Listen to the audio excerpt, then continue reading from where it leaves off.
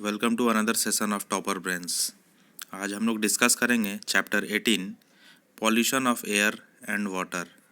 तो इस चैप्टर को स्टार्ट करने से पहले मैं बताना चाहता हूँ कि इससे पहले मैंने जस्ट अभी चैप्टर 16 और चैप्टर 17 जो कि सोलर सिस्टम से रिलेटेड है और एक लाइट से रिलेटेड है, उसको मैंने अपलोड कर दिया है।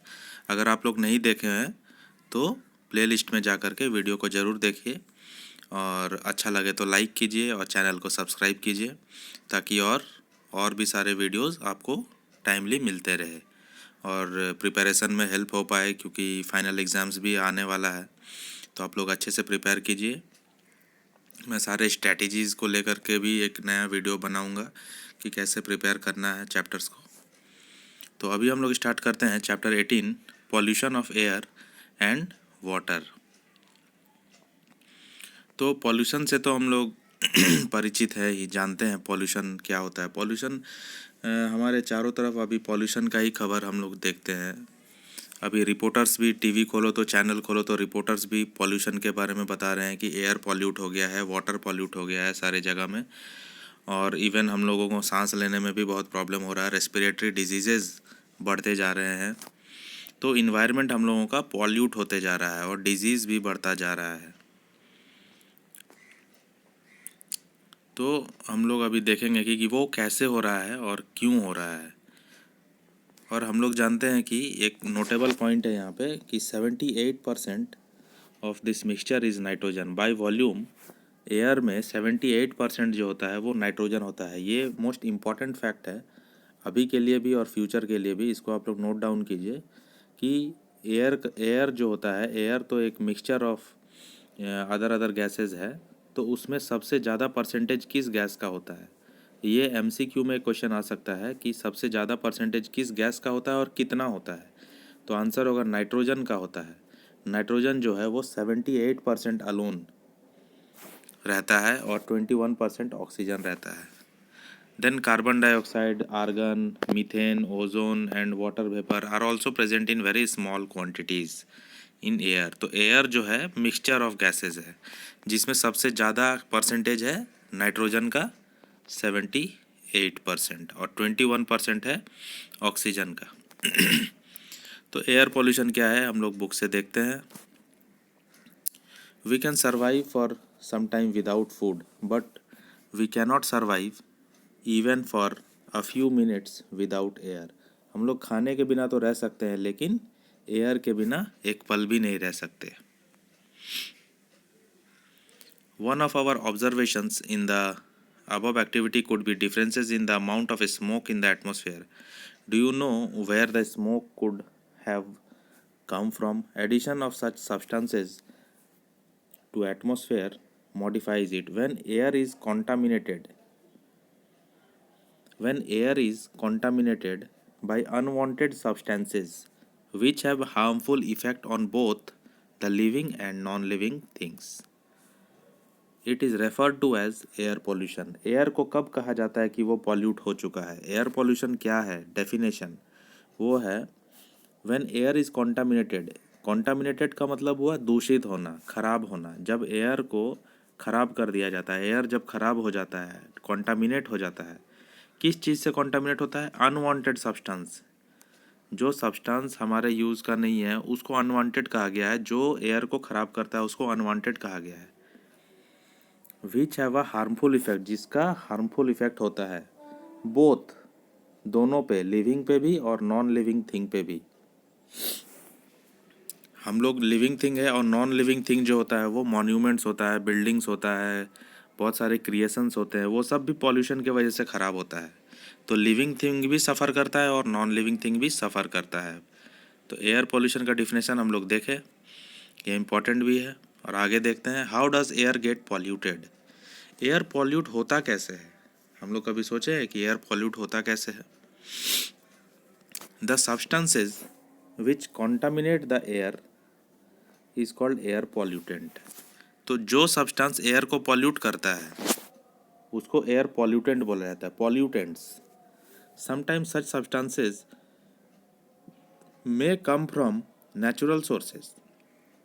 कभी कभी ये सब सब्सटेंस जो पॉल्यूटेंट जो होता है वो कभी कभी नेचुरल सोर्सेज से भी आता है, like smoke and dust arising from forest fires और वोल्केनिक इरप्शन। जब फॉरेस्ट में फायर होता है या वोल्केनिक इरप्शंस होता है तो वहाँ से भी स्मोक आता है, डस्ट आता है, तो उससे भी वो भी एयर पॉल्यूटेंट का काम करता है और एयर को पॉल्यूट करता है। तो pollutants are also added to the atmosphere by certain human activities, और ह्यूमन एक्टिविटी से भी ये पॉल्यूटेंट्स हमारे एटमॉस्फेयर में आ जाते हैं। The sources of air pollutants are factories. सबसे बड़ा सोर्स जो है एयर पॉल्यूटेंट का वो फैक्ट्रीज है, पावर प्लांट्स है, ऑटोमोबाइल एग्जॉस्ट है। ऑटोमोबाइल एग्जॉस्ट माने जो जो व्हीकल चलता है, गाड़ी चलता है, उसमें से जो धुएं आते हैं, एग्जॉस्ट आता है, वो उसको ही बोला जाता है automobile exhaust. And burning of firewood and dung cakes. और काउडंग का जो केक होता है, जैसे गोबर जिसको बोला जाता है, गोबर से जो बनता है वो काउडंग केक, जिससे आग जलाया जाता है, उससे भी फायर आता है, उससे भी स्मोक आता है।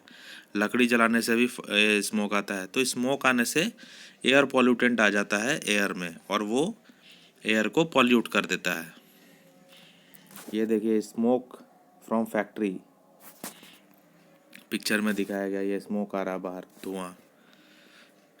देन व्हीकल से ऐसा धुआं आता है।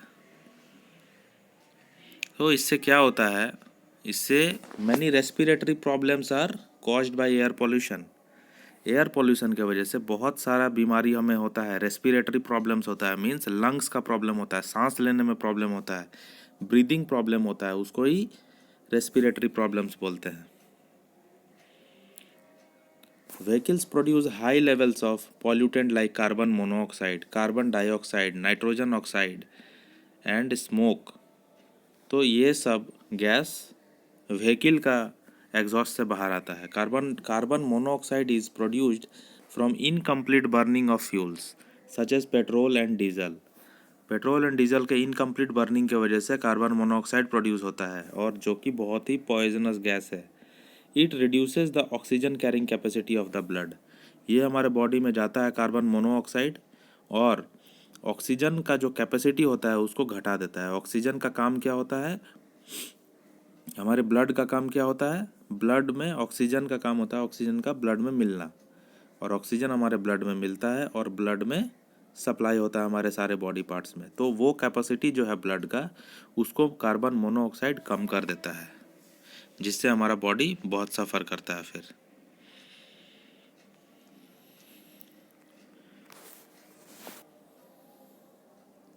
बूझो remembers seeing a thick fog like layer in the atmosphere. Boojho है जो याद करता है कि एक मोटा लेयर फॉग का, जो ठंड के टाइम पे फॉग आता है, कुहासा, उसका एक मोटा लेयर जमता है एटमॉस्फेयर में, स्पेशली ड्यूरिंग विंटर के टाइम पे। तो ये क्या होता है, दिस इज स्मॉग, इसको स्मॉग बोला जाता है। Which is made up of smoke and fog. Smoke और फॉग को मिला करके स्मॉग बोला जाता है। ये ठंड के टाइम पे होता है। स्मोक में contain oxides of nitrogen which combine with other pollutants, air pollutants and fog to form smoke.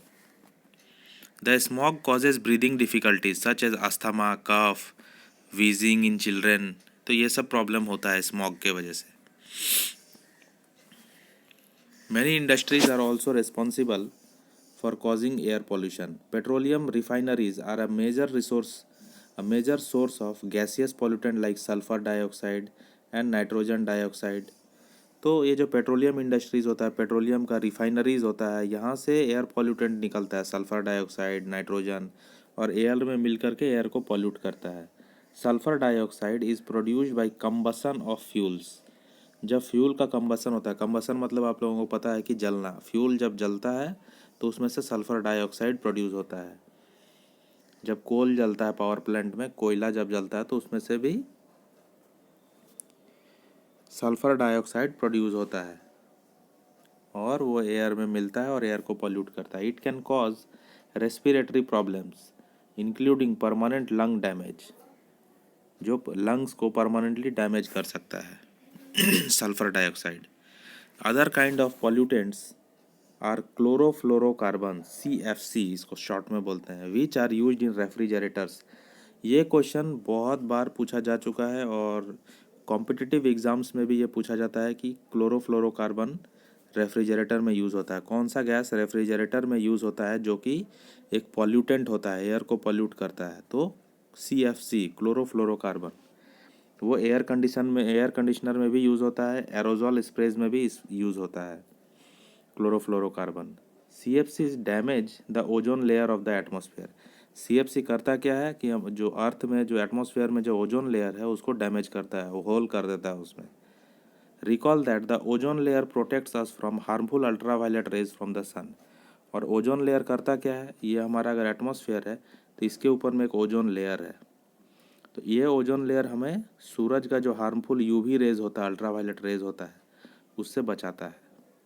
और ये क्लोरोफ्लोरोकार्बन जो हम लोग अर्थ में हम लोग रहते हैं और हम लोग रेफ्रिजरेटर यूज़ करते हैं, एयर कंडीशनर AC यूज़ करते हैं, जिसमें CFC होता है क्लोरोफ्लोरोकार्बन, जिसके वजह से ओजोन लेयर डिप्लीट होने लगता है, ओजोन लेयर में होल होने लगता है, छेद होने लगता है, और इसी छेद से अल्ट्रावायलेट रेज जो है सन का अंदर घुस जाता है और अर्थ में आ जाता है वो UV रेज, और हमारे बॉडी में आता है और हमारे बॉडी में बहुत सारा डिजीज़ होने लगता है, स्किन डिजीज़ होने लगता है। तो ओजोन लेयर का डिप्लीट होने का कारण यही है कि हमारे एटमॉस्फेयर में क्लोरोफ्लोरोकार्बन बहुत बढ़ता जा रहा है। Thankfully less harmful chemicals are now being used in place of CFC। तो अभी धीरे धीरे ऐसा किया जा रहा है कि कोशिश किया जा रहा है कि जो लेस हार्मफुल केमिकल है उसको रिप्लेस करने के लिए यूज़ किया जा रहा है। In addition to the above mentioned gases, automobiles which burn diesel, petrol also produce tiny particles which remain suspended in the air for a long time. बहुत सारा व्हीकल्स में डीजल पेट्रोल यूज़ होता है और उससे टाइनी पार्टिकल्स निकलता है जो एयर में सस्पेंडेड रहता है और एयर को पॉल्यूट करता है लंबे समय तक। दे रिड्यूस विजिबिलिटी, और विजिबिलिटी को वो लोग कम करता है। विजिबिलिटी मतलब जैसा हम लोग क्लियर देख पा रहे हैं एयर में, गांव में जैसा फ्रेश एयर रहता है हम लोग क्लियर देख पाते हैं, वैसा शहरों में नहीं होता है, क्योंकि शहर में विजिबिलिटी कम हो जाता है, हम लोग देख नहीं पाते हैं क्लीन। व्हेन इनहेल्ड, जब इनहेल किया जाता है ऐसा गैस, दे कॉज डिजीजेज। जब इनहेल किया जाता है, इनहेल माने सांस को अंदर लेना, जब हम सांस अंदर लेते हैं एयर, ऐसा पॉल्यूटेड एयर को, तब हमें डिजीज़ होने लगता है। Such particles are also produced during industrial processes like steel making and mining. Steel making और माइनिंग के प्रोसेस में भी ऐसा पार्टिकल्स रिलीज होता है जो एयर में मिलता है और फिर हमें डिजीज़ करता है। Power plants give out tiny S particles which also pollute the atmosphere. Power plant से भी ऐसा एस पार्टिकल निकलता है, राख उड़ता हुआ, जो एयर को पॉल्यूट करता है। देन है ताजमहल का केस स्टडी। ताजमहल में क्या हो रहा है? 2 डिकेड पहले, लगभग 20 साल पहले, डिकेड माने 10 साल बोला जाता है, दशक, इंडिया का सबसे फेमस टूरिस्ट अट्रैक्शन हुआ करता था ताजमहल, जो कि आगरा में है। ये अभी बहुत चिंता का विषय बन गया है, मैटर ऑफ कंसर्न हो गया है। Experts have warned that pollutants in air are discolouring its white marble. जो एयर में जो पॉल्यूटेंट बढ़ने लगा है, ये पॉल्यूटेंट क्या कर रहा है, इसका जो मार्बल है, इसके बॉडी में, ताजमहल के बॉडी में जो मार्बल यूज़ किया गया, वो मार्बल का कलर भी डिसकलर करता जा रहा है, येलो होते जा रहा है वो, इसलिए चिंता का विषय हो गया है। So it is not only living organisms that get affected by polluted air, but non living things like buildings, monuments and statues are also get affected.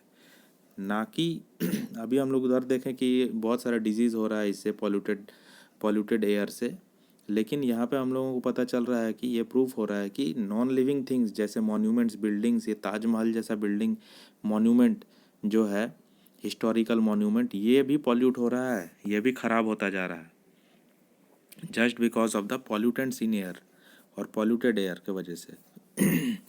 The industries located in around Agra like rubber processing, automobile, chemicals, and especially the Mathura oil refinery have been responsible for producing pollutants like sulfur dioxide and nitrogen dioxide.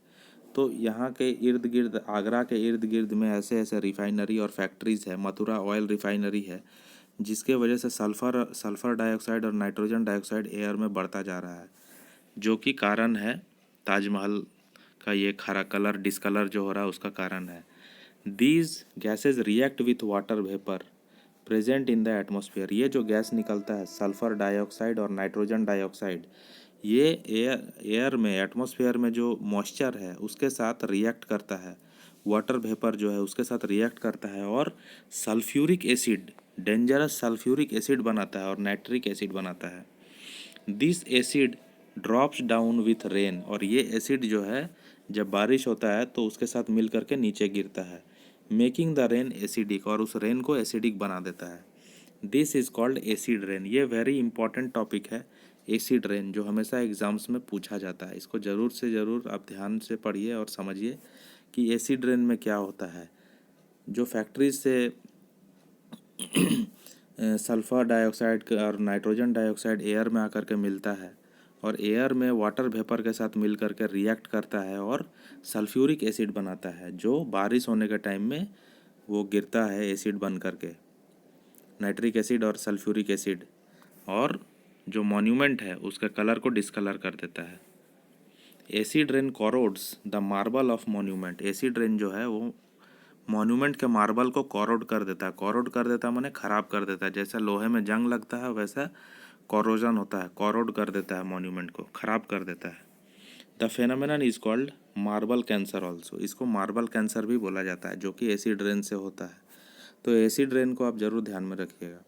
Suspended particulate matter such as the soot particles emitted by Mathura oil refinery has contributed towards the yellowing of the marble। तो ये Mathura oil refinery है जो कि बहुत बड़ा responsible है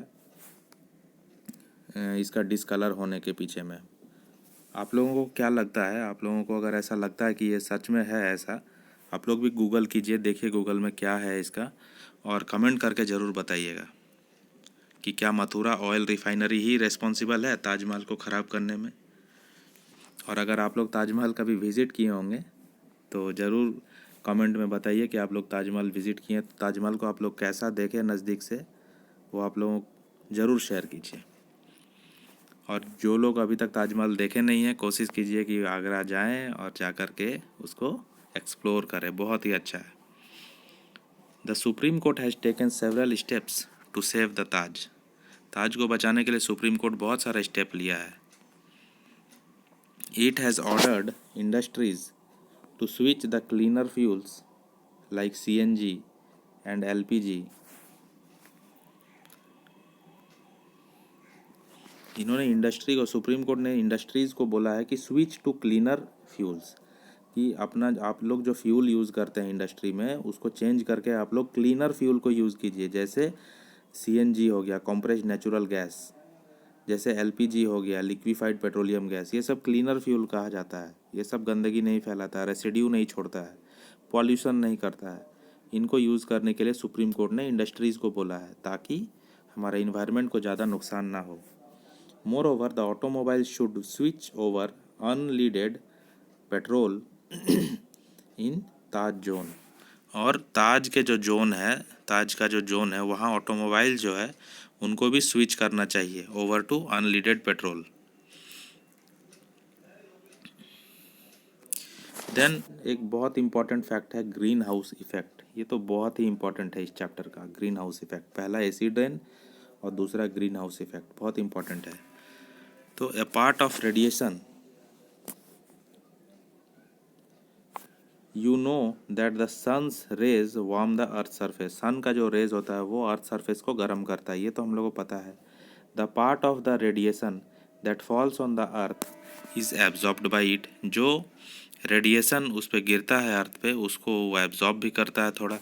and a part of is reflected back into the space. तो सन से जो रेज आ रहा, रेडिएशन आ रहा धरती पे, वो कुछ एब्जॉर्ब हो जाता है और कुछ वापस चला जाता है। A part of the reflected radiation is trapped by the atmosphere. और एटमॉस्फेयर से क्या होता है, एटमॉस्फेयर क्या करता है, ये जो रिफ्लेक्टेड रेडिएशन वापस जा रहा है इसको ट्रैप कर लेता है, रोक लेता है। वो रुक जाता है एटमॉस्फेयर में ट्रैप होकर के। The trapped radiations further warm the अर्थ, और ये ट्रैप हुआ जो रेडिएशन वो अर्थ में ही रह जाता है एटमॉस्फेयर में, और अर्थ को और गर्म कर देता है।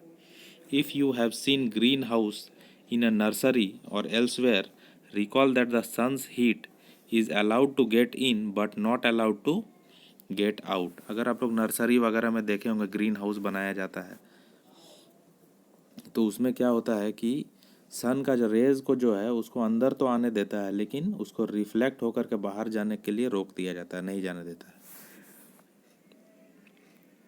सन्स हीट को अंदर ही रहने देता है। The trapped heat warms the green house, और जो ट्रैप किया हुआ जो हीट है उसको वो वार्म कर देता है ग्रीन हाउस को एकदम गर्म कर देता है। The trapping of radiations by earth atmosphere is similar. तो अर्थ का जो एटमॉस्फेयर है वो भी रेडिएशन को ऐसे ही ट्रैप करता है। That is why it is called green house effect, इसीलिए इसको ग्रीन हाउस इफेक्ट बोला जाता है। ग्रीन हाउस में जैसा काम होता है वैसा ही अर्थ में भी वैसा ही रिफ्लेक्टेड जो रेडिएशन है उसको भी ट्रैपिंग किया जा रहा है, ट्रैप हो रहा है वो एटमॉस्फेयर में, तो वहाँ भी ग्रीन हाउस इफेक्ट हो रहा है। ऐसे इसीलिए इसको ग्रीन हाउस इफेक्ट नाम दिया गया है।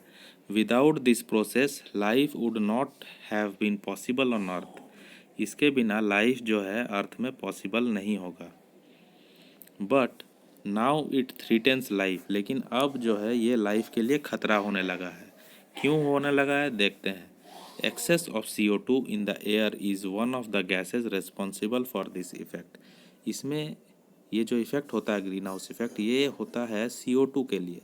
कार्बन डाइऑक्साइड बहुत अधिक मात्रा में होता है इसमें ग्रीन हाउस में, इसीलिए ये इफेक्ट होता है। You know that CO2 is one of the component of air, और CO2 जो है एयर का कंपोनेंट है, ये हम लोग पहले भी देखें अभी। You have also studied the role of carbon dioxide in plants, तो कार्बन डाइऑक्साइड भी बहुत ज़रूरी होता है प्लांट्स के लिए भी। But if there is excess of carbon dioxide in air it acts as pollutant, लेकिन एटमॉस्फेयर में अगर कार्बन डाइऑक्साइड ज़्यादा हो जाता है तो वो पॉल्यूटेंट की तरह काम करता है, एयर को दूषित करने का काम करता है। On the one hand, CO2 is continuously being released because of human activities. Human activity के वजह से CO2 तो कंटिन्यूसली रिलीज हो रहा है एटमॉस्फेयर में। On the other hand, area under forest is decreasing, और फॉरेस्ट एरिया भी डिक्रीज होता जा रहा है। Plants utilise CO2 from the atmosphere for photosynthesis, thereby decreasing the amount of CO2। तो प्लांट क्या करता था, CO2 को यूज़ करता था एटमॉस्फेयर से फोटोसिंथेसिस के लिए, खाना बनाने के लिए, और CO2 का मात्रा जो है वो डिक्रीज़ हो जाता था। लेकिन डिफॉरेस्टेशन बहुत ज़्यादा हो गया है, प्लांट का कटिंग बहुत ज़्यादा हो गया, फॉरेस्ट ख़त्म हो गया है। तो जब फॉरेस्ट ख़त्म हो गया तो क्या होगा, deforestation leads to an increase in amount of CO2। तो जब फॉरेस्ट ही नहीं रहा तो प्लांट भी नहीं रहा, प्लांट नहीं रहा तो CO2 को कौन यूज़ करेगा, कोई नहीं यूज़ कर रहा। तो CO2 जो है एयर में बढ़ता ही जा रहा है day by day, because the number of trees which consume CO2 is reduced. Tree reduce हो गया तो CO2 बढ़ गया, CO2 को कोई यूज़ नहीं कर रहा। Human activities thus contribute to the accumulation of CO2 in the atmosphere, और ह्यूमन एक्टिविटी भी CO2 को बढ़ाते जा रहा है। तो क्या हो रहा, CO2 एटमॉस्फेयर में बहुत बढ़ गया। CO2 traps heat and does not allow it to escape into space, और CO2 क्या करता है, हीट को अपने पास ट्रैप करता है, खींचता है और उसको वापस जाने नहीं देता है। As a result the average temperature of the earth atmosphere is gradually increasing.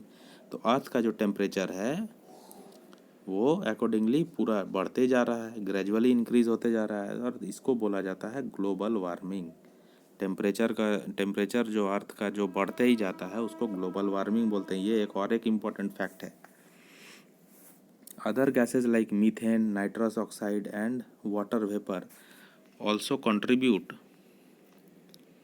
Towards the effect like CO2, they are also called as greenhouse gases. ये क्वेश्चन भी बार बार पूछा जाता है कि ग्रीन हाउस गैसेज कौन कौन है। एक तो CO2 है, दूसरा नाइट्रस ऑक्साइड है, मीथेन है, वाटर वेपर है। Methane, nitrous oxide, water vapour and CO2, ये लोग ग्रीन हाउस गैसेज है। और ग्लोबल वार्मिंग से क्या होता है उसका वो भी हम लोगों को जानना है।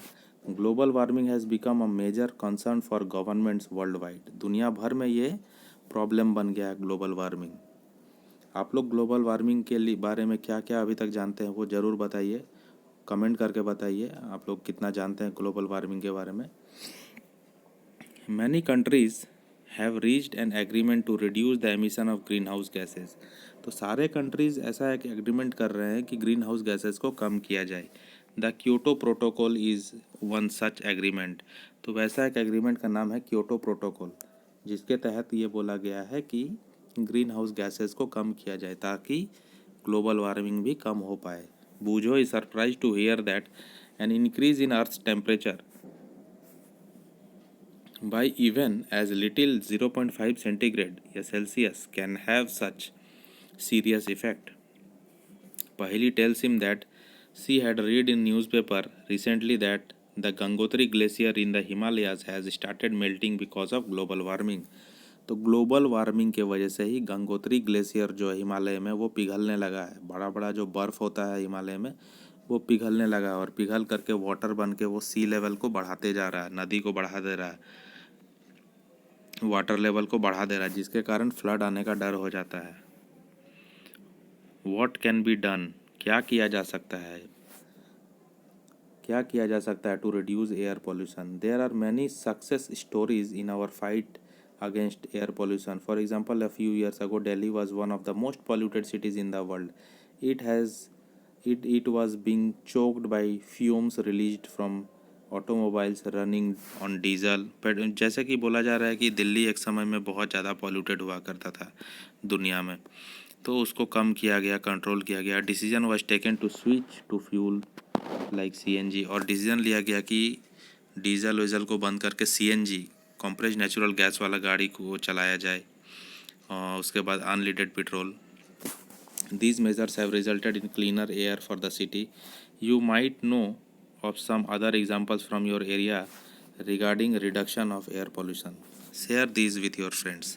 आप लोगों के एरिया में कैसा कैसा कोई स्टेप्स अगर लिया गया है एयर पोल्यूशन को कम करने के लिए, तो वो ज़रूर आप बताइए कमेंट सेक्शन में। ग्लोबल वार्मिंग या थ्रीट, इसको मैं एक बार देखता हूँ, ये बहुत इंपॉर्टेंट पॉइंट है। ग्लोबल वार्मिंग, जैसा कि आप लोग अभी तक समझ गए होंगे, ग्लोबल वार्मिंग का मतलब है कि अर्थ का बहुत ज़्यादा हीट हो जाना।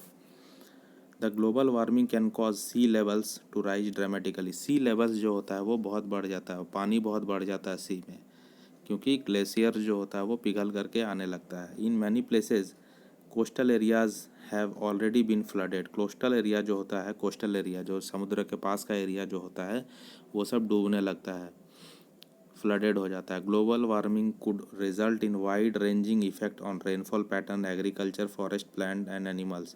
Majority of people living in regions which are threatened by global warming are in Asia. A recent climate change report gives us only limited time to keep the greenhouse gases at the present level. Otherwise, the temperature may rise by more than 2 degrees Celsius by the end of the century, a level considered dangerous. Then the quality of air at various locations is monitored regularly by government and other agencies. Government क्या करता है, हर जगह का air का quality जो है वो check करते रहता है। We can use this data to generate awareness about air pollution among friends and neighbours. There is a need to switch over alternative fuels instead of the fossil. हम लोगों को चाहिए कि हम लोग फॉसिल फ्यूल जो यूज़ करते हैं एनर्जी रिक्वायरमेंट के लिए, उसको स्विच करने के लिए। जैसे कोयला वगैरह हम लोग यूज़ करते हैं, लकड़ी यूज़ करते हैं, तो ये सब को ना यूज़ करके हम लोग सीएनजी और एलपीजी ये सब यूज़ करें ज़्यादा से ज़्यादा फ्यूल के तौर पे। This could be solar energy, hydro power, wind energy, और सोलर एनर्जी भी हो सकता है, हाइड्रो पावर भी हो सकता है, पानी से जनरेट किया हुआ पावर, और विंड एनर्जी हो सकता है। ये सब को यूज़ कर सकते हैं हम लोग। Small contributions on our part can make huge difference. हम लोग छोटा छोटा कॉन्ट्रीब्यूशन करेंगे तो ही ह्यूज डिफरेंस क्रिएट होगा और हमारा इन्वायरमेंट बच पाएगा। We can plant trees and nurture the ones already present in the neighbourhood. और छोटे ट्रीज जो है उसको अच्छे से केयर करके उसको बड़ा करना चाहिए। और वन महोत्सव हम लोगों को सेलिब्रेट करना चाहिए। वन महोत्सव में हम लोग ट्री को लगाते हैं, प्लांट ट्री करते हैं। और बच्चों को हमें सिखाना चाहिए, सारे बच्चों को बचपन से हमें हर साल अब एक टारगेट सेट करना चाहिए कि हम लोग कितना पेड़ पौधा हम लोग लगाते हैं। अगर आप लोग भी ऐसा पेड़ पौधा लगाए हैं तो ज़रूर बताइए, हमें शेयर कीजिए सबके साथ, बहुत अच्छा लगेगा सबको। वाटर पॉल्यूशन देखते हैं क्या है, वाटर कैसे पॉल्यूट होता है। When ever harmful substances such as sewage, toxic chemicals, silt, etc. get mixed with water, the water becomes polluted। तो वाटर इस तरह से पॉल्यूट होता है जब इसमें वो अनवांटेड पार्टिकल्स जो है, टॉक्सिक केमिकल्स है, वो सब वाटर में मिल जाता है, तब वाटर जो है पॉल्यूट होता है। The substances that pollute water are called water pollutant. और वह सब्सटेंसेज जो वाटर को पॉल्यूट करता है उसको वाटर पॉल्यूटेंट बोलते हैं।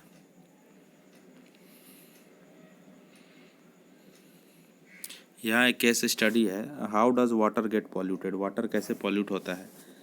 देखते हैं। Ganga is one of the most famous rivers of India as we know. It sustains most of the northern, central and eastern Indian population. Millions of people depend on it for their daily needs and livelihood. However, recently a study by Worldwide Fund for Nature (WWF) found that Ganga is one of the 10 most endangered rivers in the world. The pollution levels have been rising for many years. तो यहाँ बोला गया है गंगा का जो pollution level है वो day by day बढ़ता ही जा रहा है, because the towns and cities through which the river flows throw large quantities of garbage, untreated sewage, dead bodies and many other harmful things। सब कुछ हम लोग dead body, garbage, unwanted things जो है वो रिवर्स में हम लोग फेंकते हैं, और जिसके कारण हमारा गंगा जो है वो पॉल्यूट होते जा रहा है। तो ambitious plan to save the river called Ganga action plan was launched in 1985। Ganga action plan को रिलीज़ किया गया था गवर्नमेंट के द्वारा 1985 में। It aim to reduce the pollution, ये पॉल्यूशन कम करने पे फोकस किया गया था। However the increasing population and industrialisation have already damaged this mighty river beyond repair. तो जैसे जैसे पॉपुलेशन बढ़ता जा रहा है वैसे वैसे इसको गंगा को दूषित करता ही जा रहा है। Government of India launched a new initiative known as national mission for clean Ganga in 2016। ये भी एक मिशन लॉन्च किया गया है, लेकिन अभी भी कुछ अच्छा रिजल्ट नहीं मिल पाया है, गंगा दूषित ही है। The Ganga at Kanpur in Uttar Pradesh has one of the most polluted stretches of the river. Kanpur is one of the most populated towns in UP. Populated means सबसे बहुत ज़्यादा जनसंख्या है यहाँ पे। People can be seen bathing, washing clothes, ये सब करते हुए आप लोगों को लोग दिख जाएंगे, गार्बेज थ्रो करते हुए, फ्लावर्स, आइडल्स, गॉड का आइडल्स, मूर्ति विसर्जित करते हुए दिख जाएंगे आपको, पॉलीथीन बैग्स वगैरह फेंकते हुए सब दिख जाएंगे, जिसके कारण ही पॉल्यूशन बढ़ता जा रहा है। Many industries discharge harmful chemicals into the reverse. Industries से जो डिस्चार्ज आता है उनमें से जो सीवेज वाटर आता है, गंदा पानी, सब आकर के मिल्स वगैरह से गंगा में मिल जाता है और गंगा के पानी को दूषित करता है।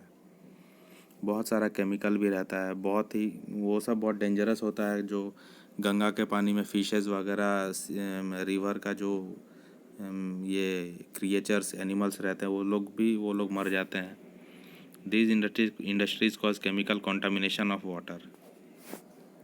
The chemicals released include arsenic, lead, fluorides, which lead to toxicity in plants and animals. तो जो केमिकल्स रिलीज़ होता है फैक्ट्रीज से, ये सब से, उसमें आर्सेनिक होता है, लीड होता है, फ्लोराइड होता है, जो बहुत हार्मफुल है एनिमल्स और प्लांट्स के लिए।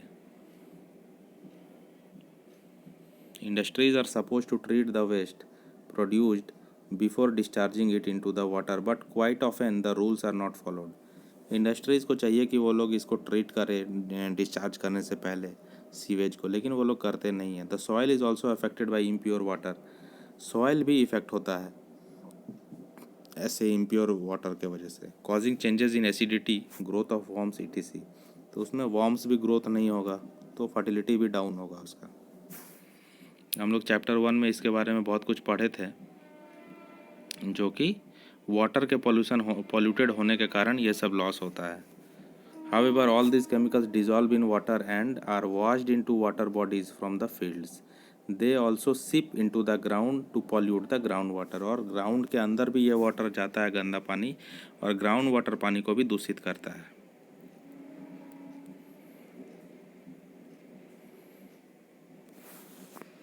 और एक्वाटिक एनिमल को, ऑर्गेनिज्म को तो नुकसान होता ही है। A lot of oxygen in water gets water body gets used up.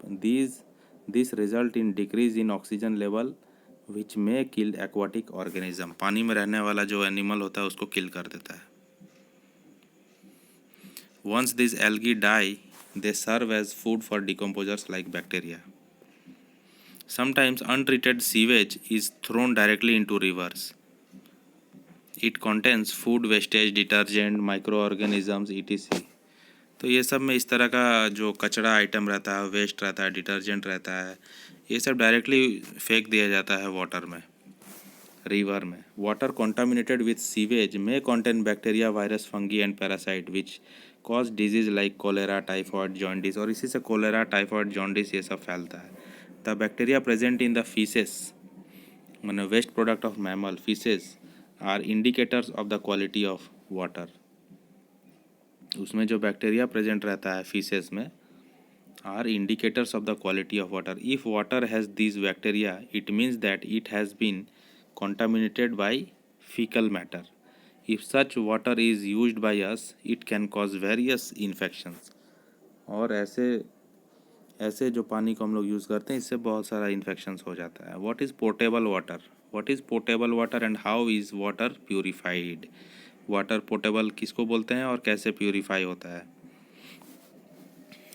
पहली explains that water which looks clean may still have disease carrying microorganism. जो क्लीन वाटर दिखता है उसमें भी डिजीज़ होता है, उस डिजीज़ कॉजिंग ऑर्गेनिज्म होता है, उसमें माइक्रो ऑर्गेनिज्म डिजॉल्व इम्प्योरिटी भी होता है। So it is essential to purify the water before drinking, for example by boiling करके हम लोग प्योरीफाई कर सकते हैं वाटर को।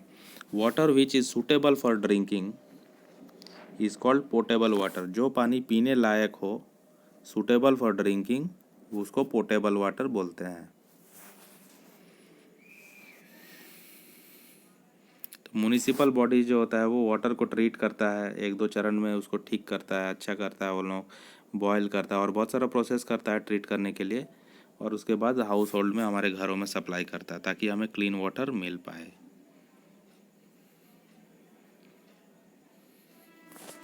You have already seen how water is filtered. This is a physical method of removing impurities. A popular household filter is candle type filter. एक candle type filter है जिससे फिल्टर किया जाता है। Many household use boiling as the method for obtaining safe drinking. Boiling भी ज़्यादातर घरों में यूज़ किया जाता है। Boiling kills germs present in the water. Then a chlorination is a commonly used chemical method for purifying the water. Chlorine का treatment दिया जाता है वाटर को। It is done by adding chlorine tablets और bleaching powder to the water. We must be cautious. We should not use more chlorine tablets than specified. ज़्यादा chlorine tablet use करना भी अच्छा नहीं है। What can be done? Laws for industrial units should be strictly implemented so that polluted water is not disposed of directly into the rivers and lakes। तो laws, ऐसा strict laws बनाना चाहिए industries के लिए ताकि डायरेक्टली सीवेज, गंदा पानी river में नहीं डाला जाए। Water treatment plants should be installed in all industrial areas. सारे इंडस्ट्रियल एरियाज़ में वाटर ट्रीटमेंट का प्लांट लगाना चाहिए। Reduce, reuse and recycle should be our mantra. हमारा मंत्र क्या होना चाहिए? रिड्यूस, कम करना चाहिए पॉल्यूशन को, रीयूज़ करना चाहिए सारी चीज़ों को, और रिसाइकिल करना चाहिए। तो रीयूज़ करेंगे, रिसाइकिल करेंगे तो वो गंदगी ज़्यादातर हम लोग फेंकेंगे नहीं बाहर, और हमारा इन्वायरमेंट भी क्लीन रहेगा।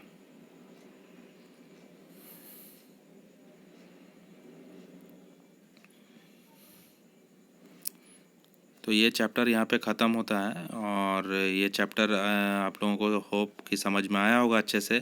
कोई भी प्रॉब्लम रहेगा तो आप लोग मुझे ये मैसेज कर सकते हैं, कमेंट कर सकते हैं। मैं अपना ईमेल आईडी भी प्रोवाइड कर दूंगा जिसमें आप लोग डायरेक्टली मुझे मेल करके पूछ सकते हैं। और वीडियो अगर अच्छा लगा हो तो ज़रूर लाइक कीजिए फ्रेंड्स, और वीडियो को शेयर कीजिए, चैनल को सब्सक्राइब कीजिए। इसके बाद मैं एक छोटा सा वीडियो बनाऊंगा, इसका सेपरेट वीडियो बना दूंगा कीवर्ड्स और समरी के ऊपर में, ताकि वो सेपरेट वीडियो आप लोगों के लिए हेल्पफुल होगा एग्ज़ाम्स पर्पज़ के लिए, ताकि आप लोग क्विक रिवीजन कर पाएँ। तो अभी के लिए इतना ही। Thank you.